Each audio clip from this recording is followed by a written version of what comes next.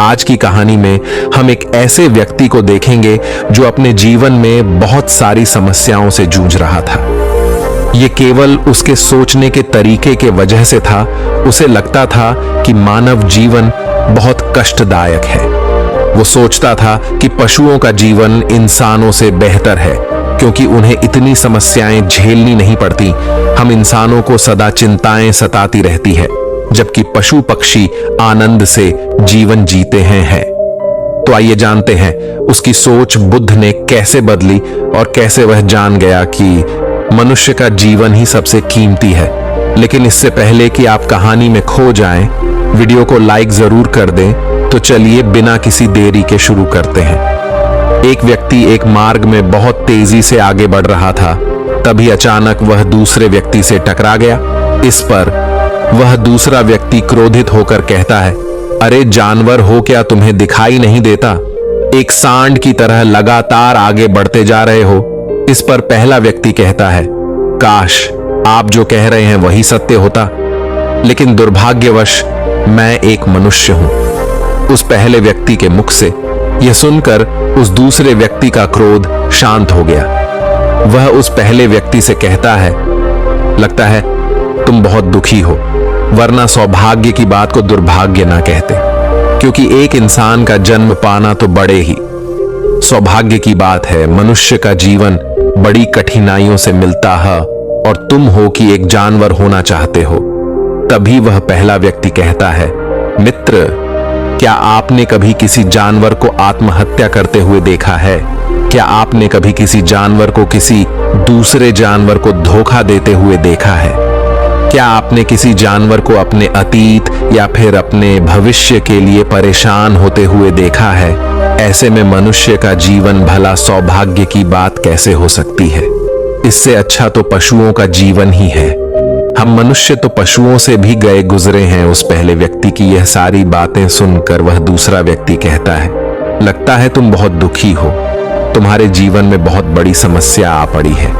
यदि ऐसा है तो तुम्हें इसका समाधान महात्मा बुद्ध के पास मिल जाएगा, तो वहां जाओ। तभी पहला व्यक्ति कहता है कि कौन है? क्या कोई साधु है, महात्मा है, ऋषि मुनि है या पंडित है? अगर वह इनमें से है तो इनमें से कोई भी मेरी मदद नहीं कर सकता। मैं ऐसे कई लोगों से मिल चुका हूं और इनके पास मेरी समस्या का कोई समाधान नहीं है।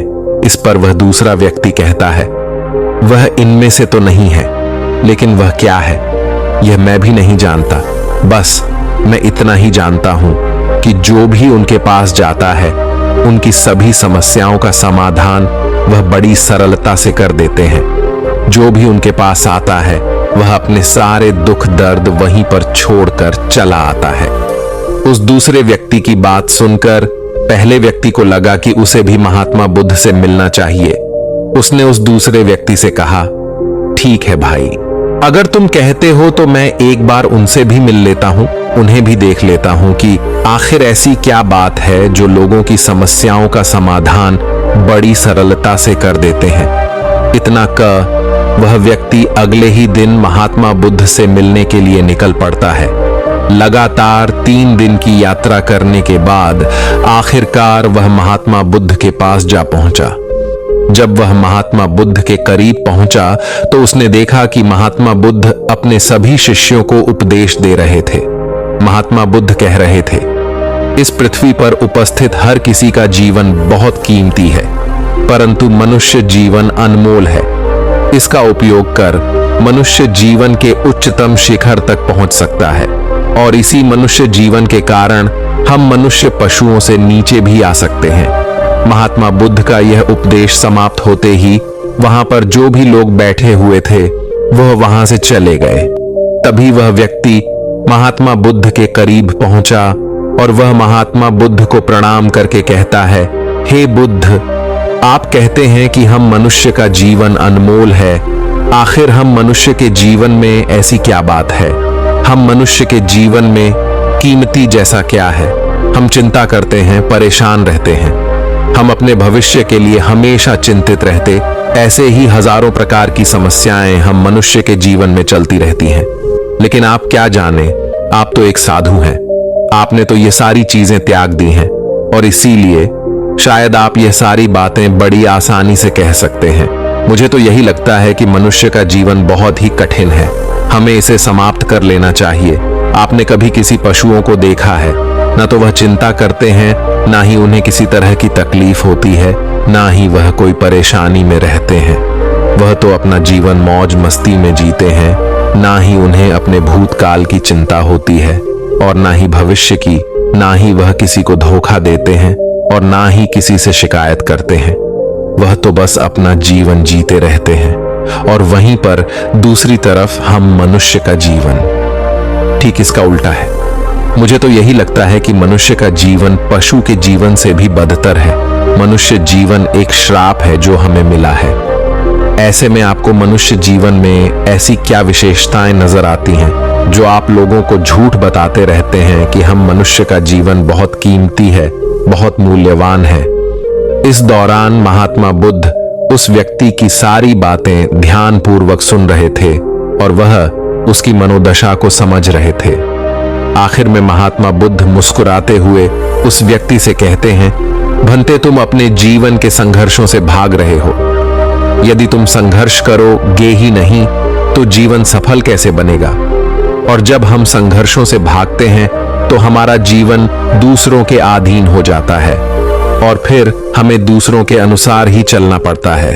इसलिए हमें अपने जीवन के लिए संघर्ष तो करना ही पड़ता है। महात्मा बुद्ध के मुख से यह सुनकर वह व्यक्ति बहुत अचरज में पड़ गया।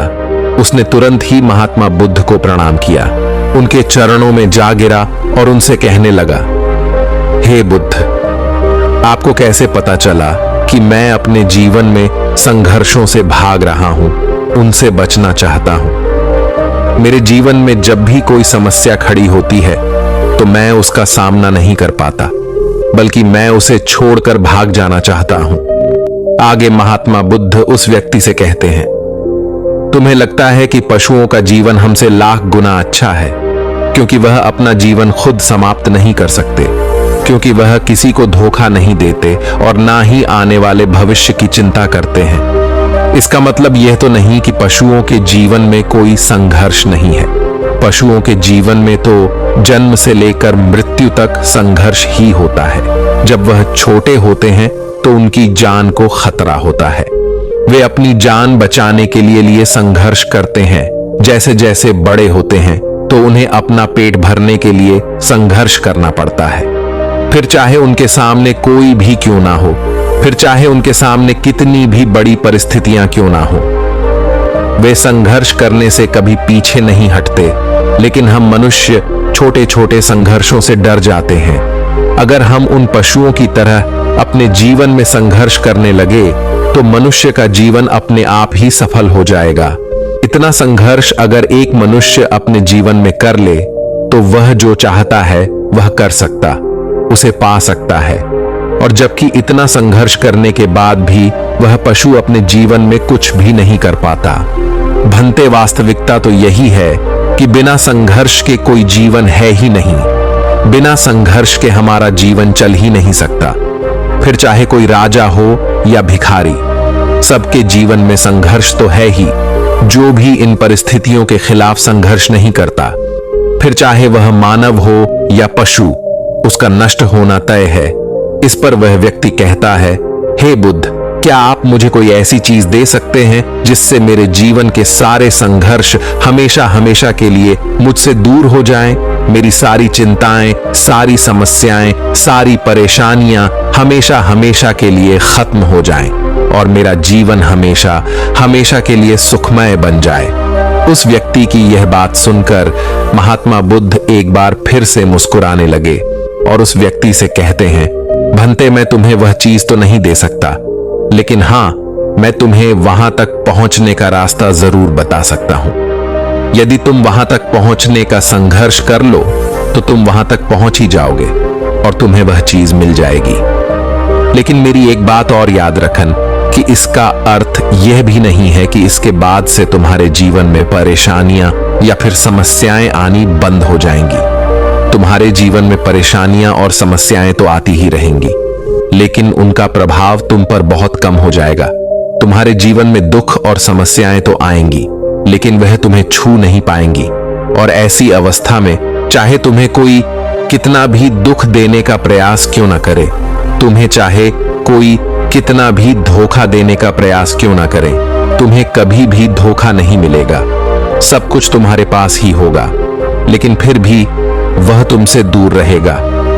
महात्मा बुद्ध की यह बात सुनकर व्यक्ति महात्मा बुद्ध के सामने दोनों हाथ जोड़कर महात्मा बुद्ध से कहता है, हे बुद्ध, बताइए वह चीज क्या है और मुझे कहां मिलेगी? मैं उस चीज को पाने के लिए कुछ भी कर सकता हूं। मैं अपना पूरा प्रयास लगा दूंगा, लेकिन उस चीज को हासिल करके ही दम लूंगा। इस पर महात्मा बुद्ध ने उस व्यक्ति से कहा, सोच लो भंते, एक बार यदि तुमने रास्ता शुरू कर दिया तो तुम्हें उस रास्ते पर चलते ही रहना होगा जब तक कि तुम अपनी मंजिल को पाने ही लेते, और यह रास्ता अत्यंत संघर्षों से भरा होगा। क्या तुम अपनी मंजिल तक पहुंच पाओगे? इस पर व्यक्ति कहता है, आप मुझे वह मार्ग बताइए, मैं उस पर चलूंगा। मैं अपनी अंतिम सांस तक संघर्ष करूंगा, लेकिन उस चीज को हासिल करके ही दम लूंगा। इस पर महात्मा बुद्ध कहते हैं, सुनो, उस चीज का नाम है शांति, जो तुम्हारे मन के भीतर गहराइयों में है। जैसे यह समुद्र की लहरें ऊपर से तो बड़ी तीव्र नजर आती हैं और उछाल मारती हैं, जिन्हें देखकर हमारा मन घबरा जाता है, परंतु ठीक इसी के विपरीत उसकी गहराई में वह बहुत ही शांत होता है। और ठीक इसी प्रकार हमारे मन की गहराइयों में भी वह शांति छिपी हुई है। तुम्हें अपने मन की गहराइयों में उस शांति को खोजना होगा, उस शांति के लिए संघर्ष करना होगा। और अगर तुम रास्ते से नहीं भटके तो जैसा मैंने तुम्हें कहा है वह सब तुम्हें मिलेगा जो तुम चाहते हो। महात्मा बुद्ध के मुख से यह सुनकर वह व्यक्ति कहता है, हे तथागत, मैंने तो सोचा था कि आप मुझे कोई ऐसी वस्तु बताएंगे जिसे मैं किसी भी हालत में खोज लूंगा और उसके बाद मेरा जीवन सुखमय बन जाएगा। इस दुनिया में ऐसी कोई चीज जिसे खोजा नहीं गया, उसे तो खोजा जा सकता है, लेकिन मैं अपने मन के भीतर कैसे जा सकता हूं? वहां भला कौन सा मार्ग जाता है? वहां भला ऐसी कौन सी सवारी जाती है जिस मार्ग पर मैं चलकर या फिर उस सवारी के द्वारा वहां तक पहुंच सकता हूं? इस पर महात्मा बुद्ध मुस्कुराने लगे और उस व्यक्ति से कहते हैं, भंते, वहां पर कोई सवारी नहीं जाती और ना ही वहां पर मनुष्य पैदल जा सकता है। फिर भी वह एक मार्ग है और उस मार्ग पर चलना ही पड़ता है। इस पर वह व्यक्ति कहता है, हे बुद्ध, तो आप मुझे बताइए, मैं उस मार्ग पर चलकर कैसे अपने मन के भीतर की उस शांति को खोज सकता हूं? इस पर महात्मा बुद्ध ने कहा, इस दुनिया में सबसे शक्तिशाली क्या है? इसका जवाब देते हुए वह व्यक्ति कहता है, हे बुद्ध, इस दुनिया में सबसे शक्तिशाली चक्रवर्ती सम्राट है, जिसके पास असीम शक्ति है, जिसके पास सब कुछ है, उसके पास किसी चीज की कोई कमी नहीं। इसके जवाब में महात्मा बुद्ध कहते हैं, नहीं, इस दुनिया में सबसे शक्तिशाली चीज है इच्छा, और यही इच्छा इस दुनिया को चला रही है। जो कोई भी कुछ भी कर रहा है वह उसकी इच्छा का ही परिणाम है, उसका कर्म है। सब कुछ उसकी इच्छा के अनुसार ही चल रहा है। जहां तक बात है एक चक्रवर्ती सम्राट की, तो एक इच्छा एक चक्रवर्ती सम्राट को भी धूल में मिटा सकती है, और वहीं पर उसी के विपरीत एक इच्छा एक आम इंसान को भी एक चक्रवर्ती सम्राट बनाने में सक्षम है। इस दुनिया में जो कोई भी है, जहां कहीं भी है, जिस किसी भी परिस्थिति में है, वह उसकी इच्छा के अनुसार ही है, वह उसकी इच्छा का परिणाम ही है। अपनी इच्छा के बल पर मनुष्य इस जीवन में कुछ भी कर सकता है, लेकिन एक वास्तविकता यह भी है कि मनुष्य अपनी इच्छा पर नियंत्रण नहीं कर पाता, जिस कारण उसके जीवन में वह सब भी घटित होता रहता है जिसकी वह चाहत नहीं रखता। हमारे मन की बुरी इच्छाएं हमारी तरफ बुरी चीजों को खींचती हैं, इसलिए इच्छा बहुत सोच समझ कर करनी चाहिए। हमें अपने जीवन में क्या चाहिए, यह केवल हम अपनी इच्छा से ही निर्धारित कर सकते हैं। इस पर वह व्यक्ति कहता है, हे बुद्ध, तो क्या मैं अगर यह इच्छा करूं कि मुझे अपने मन की भीतर की शांति मिल जाए, तो क्या वह मुझे मिल जाएगी? तभी महात्मा बुद्ध कहते हैं, भंते, इस दुनिया में सबसे शक्तिशाली इच्छा अवश्य ही है, परंतु फिर भी मनुष्य न जाने अपने जीवन में तरह तरह की इच्छाएं पालता है, लेकिन वह सारी इच्छाएं उसकी पूर्ण नहीं हो पाती। जानते हो क्यों? क्योंकि उस इच्छा को पूरा करने के लिए एक और चीज की आवश्यकता पड़ती है, और वह एक चीज की कमी मनुष्य के जीवन में हमेशा बनी रहती है। क्या तुम उसके बारे में जानते हो? इस पर वह व्यक्ति कहता है, नहीं बुद्ध, मैं नहीं जानता वह क्या चीज है। तभी महात्मा बुद्ध कहते हैं, भंते, संकल्प के बिना इच्छा व्यर्थ है। संकल्प के बिना तुम चाहे कितनी भी बड़ी इच्छा क्यों ना कर लो, लेकिन वह कभी पूरी नहीं हो सकती। संकल्प जितना मजबूत होगा, तुम्हारी इच्छा भी पूरी होने की संभावना उतनी ही अधिक होगी, और संकल्प जितना कमजोर होगा, तुम्हारी इच्छा भी उतनी ही कमजोर होगी। इस पर वह व्यक्ति महात्मा बुद्ध से कहता है, हे बुद्ध, तो इसका अर्थ यह हुआ कि यदि मुझे शांति पाने की इच्छा है और मैं इसे पाने के लिए दृढ़ संकल्प करूं, तो क्या मुझे वह शांति मिल जाएगी? तभी महात्मा बुद्ध कहते हैं, भंते, संकल्प भले ही इच्छा को शक्ति प्रदान करता है, परंतु इच्छा और दृढ़ संकल्प होने के बाद भी व्यक्ति अपने मंजिल तक पहुंच नहीं पाता, क्योंकि वह राह में भटक जाता है और फिर थक हार कर वह अपने संकल्प को त्याग देता है और अपनी इच्छाओं को छोड़ देता है। क्या तुम जानते हो ऐसा क्यों होता है? इस पर वह व्यक्ति कहता है, हे बुद्ध, मुझे नहीं पता।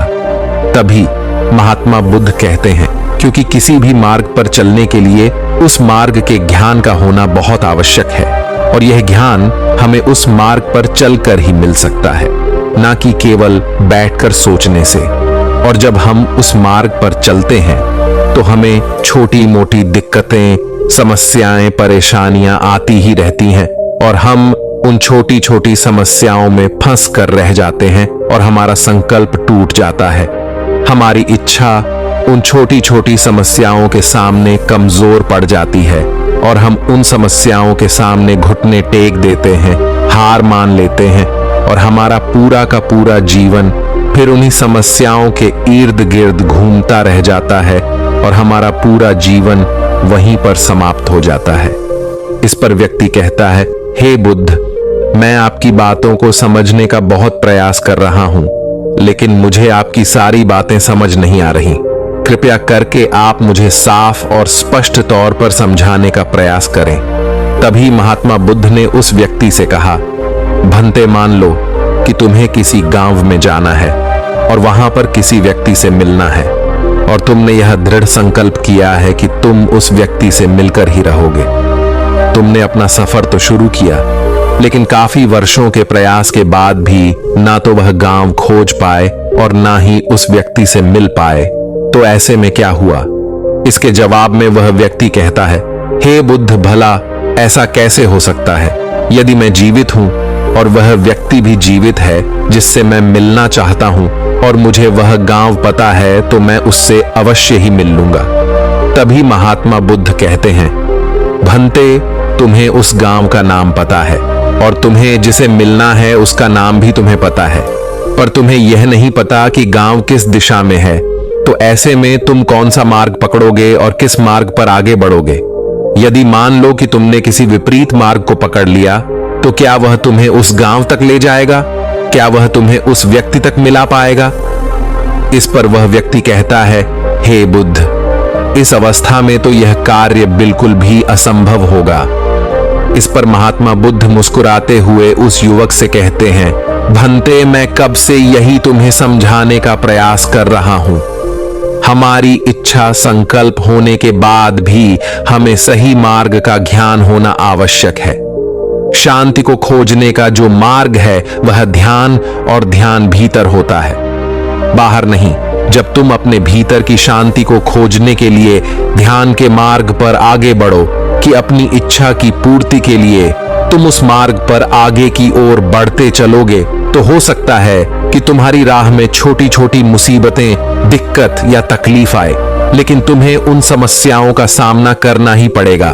तुम्हें उनसे लड़ना होगा, उनसे संघर्ष करना ही होगा, क्योंकि वह मार्ग तुम्हारे लिए बिल्कुल नया है। और पहली बार जब हम किसी मार्ग पर आगे बढ़ते हैं तो हमें यह नहीं पता होता कि अगला पड़ाव क्या होगा और आगे कौन सी कठिनाइयां आने वाली हैं। हमें तो वहां पर जाने के बाद ही पता चल पाएगा, वहीं पर। दूसरी तरफ जो मनुष्य इन छोटी छोटी दिक्कतों में नहीं फंसता, वह अपने संकल्प पर दृढ़ बना रहता है। अपने जीवन में वह सब कुछ पा लेता है जो वह चाहता है और अपनी मंजिल पर पहुंचकर उसे असीम शांति भी मिलती है। और जब मनुष्य अपने लक्ष्य को प्राप्त कर ही लेता है, तब उसे और कुछ पाने की इच्छा नहीं रह जाती। इसी प्रकार यदि तुम भी केवल मार्ग पर आगे बढ़ते रहो, तो तुम भी अपने मन के अंतर तक पहुंच जाओगे और वहां पहुंचने के बाद तुम्हें किसी चीज की कोई आवश्यकता नहीं पड़ेगी। ना ही तुम्हें कोई धोखा दे पाएगा, ना ही तुम्हें कोई लूट पाएगा और ना ही तुम्हें कोई दुख पहुंचा पाएगा। उस अवस्था में पहुंचने के बाद ना ही कोई मोह, ना ही कोई चिंता और ना ही कोई समस्या रहेगी। तुम उस परिस्थिति से बड़ी सरलता से निकल पाओगे। और जब तुम अपने मन की उस शांति को प्राप्त कर लो, ऊंचाइयों पर पहुंचना चाहते हो या फिर क्या तुम अमीर बनना चाहते हो, तो तुम्हें बस इतना करना है कि अपने लक्ष्य को साफ तौर से सोचो और उसकी ओर कदम बढ़ाओ। फिर मेहनत और आग्रह से उसे पूरा करने के लिए काम करो। तुम्हारे लक्ष्य की ओर बढ़ते रहो और जल्द ही वो दिन आएगा जब तुम्हारा सपना हकीकत में बदल जाएगा। हमेशा सकारात्मक भावना रखो और अपने मन में उसकी छवि बनाओ कि तुमने अपना लक्ष्य हासिल कर लिया है। तुम्हारी सोच और मनबल के साथ काम करो और अपने सपने की दिशा में आगे बढ़ो। ध्यान दो कि हमारे विचार और सोचने का तरीका हमारे जीवन को प्रभावित करता है। अगर तुम सकारात्मक तरीके से सोचो और मनो, तो तुम्हारे लिए सफलता जादू से आएगी। इसलिए अपने लक्ष्य की ओर बढ़ो, मेहनत करो और सकारात्मकता से सोचो। तुम जो सोचते हो वो तुम्हारे जीवन को दिशा देगा। व्यक्ति ने गुरु से आखिरी प्रश्न किया। उसने कहा कि क्या कोई ऐसा अभ्यास या तरीका है जिसके माध्यम से मैं इन सब बातों को अपनाकर अपने जीवन में बदलाव ला सकूं? गुरु ने कहा, बिल्कुल ऐसा अभ्यास भी है। अब मैं तुम्हें 30 दिनों का एक ऐसा अभ्यास बताने जा रहा हूं जिसको अगर तुमने सही से पूरा कर लिया तो यह तुम्हारे जीवन को बेहतर से बेहतर रूप में पूरी तरह से बदल देगा। लेकिन याद रहे, कीमत चुकाए बिना हम कुछ भी हासिल नहीं कर सकते। इसीलिए इस 30 दिन के अभ्यास का परिणाम कुल उसके बराबर होगा जितनी तुमने कोशिश की होगी या जितनी तुमने इसके लिए कीमत चुकाई होगी। अब सवाल उठता है कि यह कीमत क्या होगी? तो इसमें कई सारी बातें शामिल हैं। पहली तो यह कि तुम्हें बुद्धि और भावना दोनों स्तर पर यह समझना होगा कि हम जैसा सोचते हैं बिल्कुल वैसा बनते भी हैं। इसीलिए अपने जीवन को अपने अनुसार चलाने के लिए तुम्हें अपने विचारों को अपने नियंत्रण में रखना होगा। यानी कि तुम्हें अंदर से यह बात माननी होगी कि तुम जैसा बोओगे वैसा ही तुम काटोगे। दूसरी बात, तुम्हें अपने मन से सभी बाधाओं और बेड़ियों को काट फेंकना होगा और यह सोचकर खुद को उस काम में झोंक देना होगा कि यही काम मेरे लिए प्रकृति ने या किसी दिव्य शक्ति ने तय किया है। यानी तुम्हें यह मानना होगा कि सभी सीमा रेखाएं, सभी मानसिक रुकावटें तुम्हारी खुद की बनाई हुई हैं और तुम्हारे सामने तुम्हारी कल्पना से भी ज्यादा अवसर मौजूद हैं। यानी तुम्हें उन तमाम छोटे और सीमित सोच व विचारों से ऊपर उठना होगा जिन्हें तुमने बिना सोचे समझे या परखे सच मान लिया है। तीसरी बात, अपनी समस्याओं पर सकारात्मक रूप से सोचने के लिए, खुद को प्रोत्साहित करने के लिए अपनी पूरी क्षमता और हिम्मत का इस्तेमाल करना होगा। इसके साथ ही अपने लिए एक निश्चित और स्पष्ट लक्ष्य तय करने के लिए अपने दिमाग को अपने लक्ष्य के बारे में सभी संभव गुणों से विचार करने का अवसर देना होगा। अपनी कल्पना को खुली छूट देना होगा ताकि वह हर संभव समाधान की खोज कर सके। इस विचार को मानने से इनकार कर दो कि लक्ष्य प्राप्ति के रास्ते में कोई भी बाधा तुम्हें हरा भी सकती है। जब तुम्हें लक्ष्य की तरफ ले जाने वाला रास्ता साफ साफ दिखाई देने लगे तो पूरी फुर्ती और जोश के साथ फैसला लेते हुए काम करो और खुद को लगातार यह याद दिलाते रहो कि तुम अपनी उपलब्धि और कामयाबी के बिल्कुल नजदीक खड़े हो। चलो उन महत्वपूर्ण बिंदुओं को फिर से एक बार जल्दी से दोहरा लेते हैं जो हमें एक खूबसूरत जीवन जीने के लिए कीमत के रूप में चुकानी है। पहला, हम वैसे ही बनेंगे जैसा हम सोचते हैं। दूसरा, कल्पना की शक्ति को समझो और अपने दिमाग को ऊंची उड़ान भरने दो। तीसरा, हिम्मत और हौसला रखते हुए हर दिन अपने लक्ष्य की ओर पूरी लगन और एकाग्रता के साथ डटकर लगे रहो। साथ ही यह बात भी याद रखो कि कोई भी विचार तब तक बेकार और मामूली होता है जब तक हम उस पर काम नहीं करते। अब मैं तुम्हें 30 दिनों के अभ्यास को समझाने का प्रयास करूंगा, लेकिन उससे पहले अपने दिमाग में यह बात ठीक से बैठा लो कि इस अभ्यास में तुम कुछ भी खोने नहीं जा रहे हो, बल्कि संभावना है कि तुम बहुत कुछ पा सकते हो। दो बातें हम सभी पर लागू होती हैं कि हम सब कुछ न कुछ चाहते हैं और हम सब किसी न किसी चीज से डरे हुए होते हैं। मैं चाहता हूं कि तुम्हें कागज पर लिखो कि वह क्या चीज है जिसे तुम सबसे ज्यादा पाना चाहते हो। यह कुछ भी हो सकता है, जैसे कि ज्यादा पैसे कमाने की चाहत, या हो सकता है तुम एक सुंदर घर चाहते हो, या फिर अपने परिवार में ज्यादा प्रेम या तालमेल लाना चाहते हो, या फिर जिंदगी में कोई खास मुकाम हासिल करने का सपना हो। तुम उस कागज पर साफ साफ लिखो कि तुम क्या चाहते हो और इस बात का ध्यान रखो कि 30 दिनों तक केवल यही तुम्हारा इकलौता और निश्चित लक्ष्य हो। तुम्हें इसे किसी और को दिखाने की जरूरत नहीं है, लेकिन इसे हमेशा अपने साथ रखो ताकि तुम दिन में इसे कई बार देख सको। इस पर लिखे गए लक्ष्य के बारे में हर सुबह उठते ही आराम से मन में खुशी भरकर सकारात्मक तरीके से सोचो। दिन भर में जब भी तुम्हें मौका मिले तो इस कागज को जरूर देखो और रात में सोने से ठीक पहले भी देखना ना भूलें। जब भी तुम इसे देखते हो तो याद रखो कि तुम वही बनोगे जिसके बारे में तुम बार बार और लगातार सोचते हो। और क्योंकि इसे देखते समय तुम अपने लक्ष्य के बारे में सोच रहे हो, तो यह मान लो कि तुम बहुत ही जल्द अपने लक्ष्य को हासिल करने वाले हो। असल में जिस क्षण हम इसे लिख लेते हैं और इसके बारे में सोचना शुरू कर देते हैं, यह उसी क्षण से मुमकिन होना शुरू हो जाता है, यानी कि वह लक्ष्य हमारा हो जाता है। 30 दिनों के लिए तुम्हारा अगला काम होगा कि जिस चीज से भी तुम्हें डर लगता हो उसके बारे में सोचना बिल्कुल बंद कर दो। जब भी तुम्हारे मन में कोई डर या नकारात्मक विचार आए तो मन में अपनी सकारात्मक और सार्थक लक्ष्य के मानसिक तस्वीर की कल्पना करना शुरू कर दो। इस अभ्यास के दौरान एक ऐसा वक्त भी आएगा जब तुम थक कर हार मानने लगोगे, क्योंकि व्यक्ति के लिए सकारात्मक सोचने की तुलना में नकारात्मक सोचना ज्यादा आसान होता है। और यही कारण है कि 100 में से सिर्फ 5 लोग ही कामयाब हो पाते हैं। तुम्हारी कोशिश यह होनी चाहिए कि तुम उन 5% लोगों में अपनी जगह बना सको, और इसके लिए तुम्हें अभी से शुरुआत करनी होगी। इन 30 दिनों के लिए तुम्हारे दिमाग का नियंत्रण पूरी तरह से तुम्हारे हाथ में होना चाहिए। इस दौरान दिमाग को वही सोचना होगा जिसकी इजाजत तुम इसे दोगे। 30 दिनों के इस परीक्षण के दौरान तुम हर दिन उससे भी ज्यादा काम करो जितना तुम्हें करना है। इसके अलावा एक जोशीला और उत्साहित रुख बनाए रखने के लिए पहले से भी ज्यादा प्रयास करो।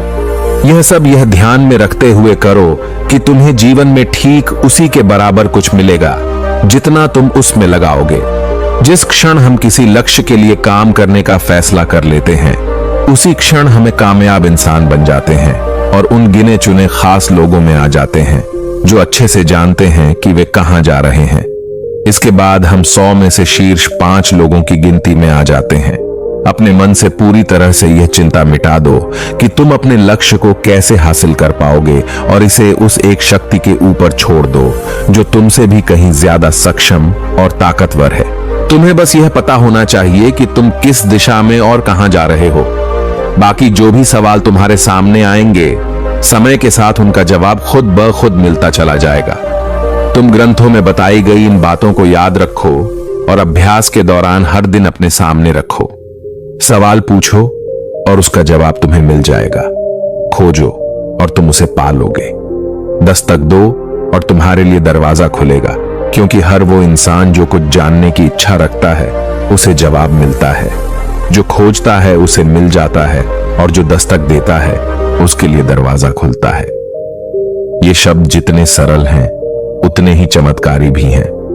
दरअसल ये नियम इतना आसान है कि हमारे मुश्किल शब्दों में उलझकर इसे समझना और भी मुश्किल होगा। बस तुम्हारे लिए जरूरी यह है कि इन 30 दिनों के दौरान तुम्हारे सामने एक स्पष्ट लक्ष्य हो और उसे पूरा करने का विश्वास भी। तुम चाहे किसी भी काम से जुड़े हो, लेकिन इन 30 दिनों के दौरान अपना सर्वश्रेष्ठ प्रदर्शन करो, कुछ इस तरीके से जैसा तुमने आज से पहले कभी न किया हो। इसके बाद जीवन का जो नया पहलू तुम्हारे सामने होगा, उस पर तुम्हें खुद आश्चर्य होगा। ऊपर बताए गए नियम को अपनाकर तुम उन गिने चुने भाग्यशाली लोगों में से एक बन जाओगे जो शांत, खुशहाल और कामयाब जीवन जी रहे हैं। तो देर किस बात की है, आज से ही इसकी शुरुआत करो। याद रखो कि तुम्हारे पास खोने के लिए कुछ भी नहीं है, लेकिन पाने के लिए बहुत कुछ है, यानी कि एक बिल्कुल नया जीवन जो तुम्हारा स्वागत करने के लिए तैयार खड़ा है। दोस्तों, आपने आज के इस वीडियो से क्या सीखा, वो मुझे आप कमेंट में बता सकते हैं। इसी के साथ में उम्मीद है कि आपको आज की वीडियो पसंद आई होगी, तो इस वीडियो को उस इंसान को शेयर करें जिससे यह कहानी सुनने की जरूरत है, और उसी के ठीक बाद चैनल को सब्सक्राइब करें। तो चलिए फिर मिलते हैं ऐसी एक और नई वीडियो में एक नए मैसेज के साथ। तब तक के लिए अपना ख्याल रखें। धन्यवाद और नमो बुद्धाय।